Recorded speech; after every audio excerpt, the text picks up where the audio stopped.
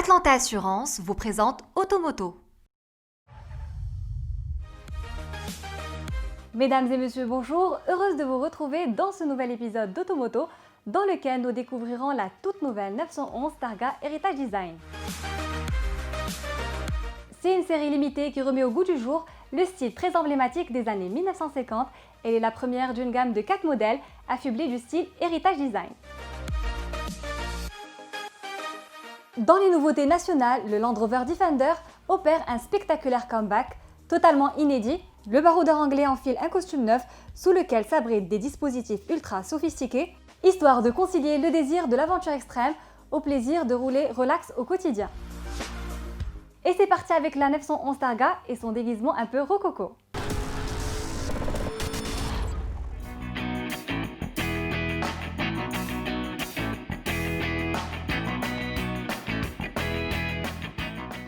Faire du neuf avec du vieux s'annonce comme le chemin le plus court pour aller droit au succès. Les constructeurs automobiles qui cultivent le grand jeu de l'émotion, la nostalgie et du souvenir affectif afin de mieux séduire les clients. Pour le comprendre, il suffit de considérer le succès engrangé grâce au revival de quelques modèles mythiques, à l'instar du célèbre pot yaourt italien Fiat 500, la Volkswagen Coccinelle ou encore la Mini.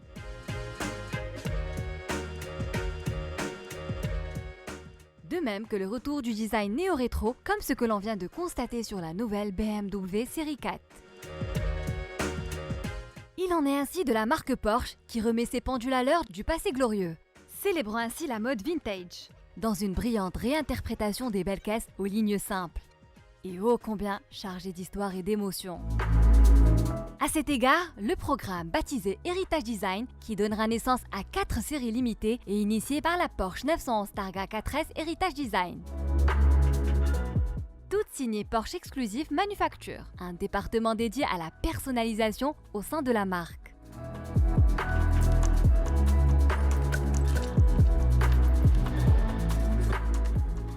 Née sous le signe de la nostalgie, la nouvelle venue endosse une livrée faisant référence à la Porsche 356.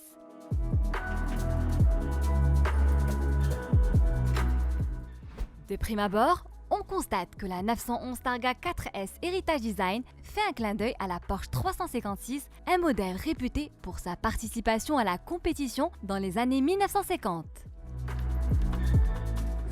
La nouvelle venue a droit à une palette de 4 couleurs exclusives. Dans la cerise métallisée que vous voyez sur ces images, une nuance qui s'accorde parfaitement bien au sticker blanc collé un peu partout sur la carrosserie. De même que l'ancien écusson doré de la marque Porsche, greffé sur le capot moteur, les enjoliveurs, le volant et la clé du contact. À l'arrière, la grille du moteur reçoit le badge Porsche Heritage. Dans le passé, cet insigne de mérite fut attribué au Porsche 356 ayant atteint la barre des 100 000 km sans connaître de soucis techniques, disons une sorte de certification qualité de l'époque. Enfin, le profil met l'accent sur le diamètre démesuré des jantes 20-21 pouces, livrées de série, dont les moulures spécifiques laissent entrevoir les étriers de frein noirs. À l'intérieur, la sellerie cuir combine la couleur rouge bordeaux au beige Alcantara sur le tableau de bord. Tandis que les assises et les dossiers des sièges sont habillés en velours. Si le compte-tours et le chronomètre s'illuminent en vert, comme à l'ancienne, le tableau de bord accueille une plaque métallique indiquant le numéro du véhicule. À noter que ce modèle ne sera fabriqué qu'à seulement 992 unités et pas une seule de plus. Venons-en au chapitre technique. Comme ses ancêtres, la Targa des temps modernes s'est animée par le 6 cylindres à plat, le bien nommé Flat 6, greffé à l'arrière. C'est un biturbo développant 450 chevaux qui s'accompagne de boîtes à double embrayage 8 rapports, ce qui autorise une vitesse de pointe de 304 km/h, doublée d'un 0 à 100 km/h, abattu en à peine 3,6 secondes grâce à la vivacité insufflée par le système Launch Control. Enfin, ceux qui ne sont pas trop portés sur la version Targa ou qui n'en ont pas les moyens peuvent personnaliser leur nouvelle Porsche 911 à l'aide d'options issues du pack Heritage Design. Mais ils ne pourront pas prétendre au précieux chronographe remis exclusivement aux heureux propriétaires de ce modèle.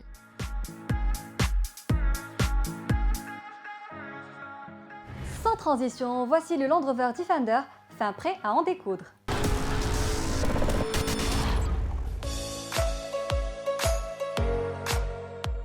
Après 70 ans d'existence riche en aventures, le bon vieux Defender tire sa révérence pour laisser place à un nouveau modèle ultra sophistiqué.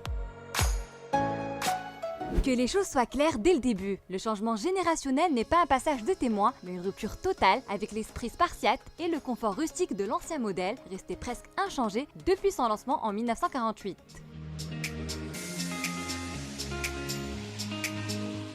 Plus grand, le Defender des temps modernes existe en deux types de carrosserie, une version courte 90 et une autre longue 110.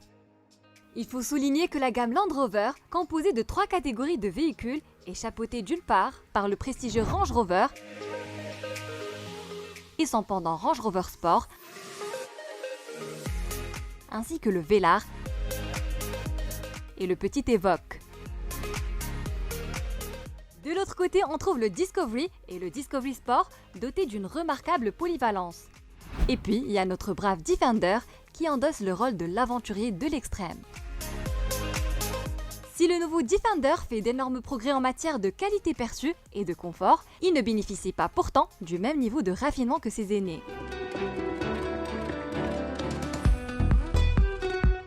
Certes, les traits de filiation sont indéniables, même ligne puissante est en jeu, même calandre massive, mais la comparaison s'arrête là. Car le nouveau venu exhibe une carrure bien plus bodybuildée et des flancs très abrupts. Mais aussi parce qu'il repose sur l'architecture D7X, axée sur une structure monocoque légère en aluminium, considérée comme ultra résistante aux sollicitations de la torsion.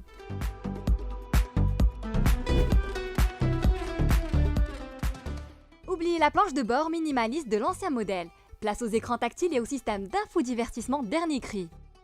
Le Defender a droit au système multimédia Pivi Pro entièrement connecté. Or, côté design, l'aspect dépouillé du Defender original se retrouve dans le nouveau modèle. Les rivetages de l'Atoll, d'habitude masqués, sont ici apparents pour mettre l'accent sur l'esprit de simplicité et de praticité. Ici, on trouve même de très bonnes idées, comme le levier de vitesse monté sur le tableau de bord, ce qui permet de dégager de l'espace pour ajouter un siège central avant rétractable. 3 personnes peuvent ainsi prendre place à l'avant. Ajoutez à cela 2 strapontins rétractables dans le coffre et vous obtenez un transporteur capable de déplacer 8 personnes en toute quiétude. Concernant les espaces de chargement, le Defender 5 portes propose un gigantesque coffre de 1075 litres.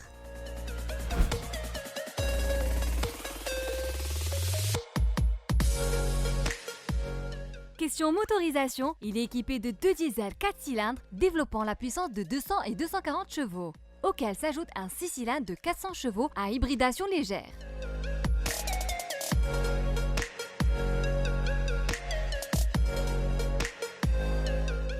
Tous ces moteurs sont associés à la boîte automatique à 8 rapports. Si la charge utile est de 900 kg, assortie de la possibilité d'emporter sur le toit 300 kg supplémentaires, sa capacité de remorquage herculienne permet de tracter jusqu'à 4 tonnes.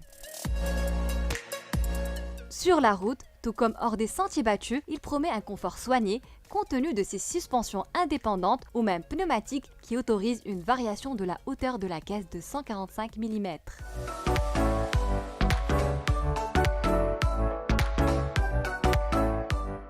Au final, le saut générationnel du Defender apporte son lot d'embourgeoisement, ce qui lui procure, en plus des capacités de franchissement régaliennes, un confort et un style de vie digne du label Land Rover.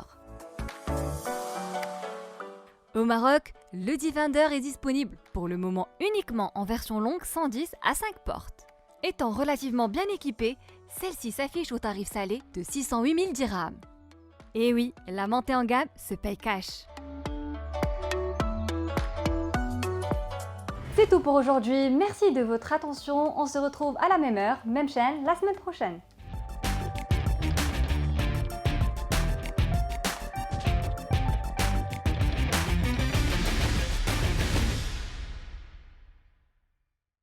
Automoto vous a été présenté par Atlanta Assurance.